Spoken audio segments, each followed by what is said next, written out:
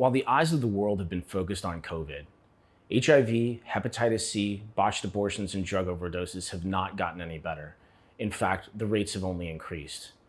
At Four Thieves, we want to make those problems go away. Of course, it goes without saying that most of these ailments disproportionately affect the poor, the homeless, and those in the global south, who are the people we're trying to help ultimately. All of those conditions are things which can be addressed by existing medications that have been approved and tested over many, many years.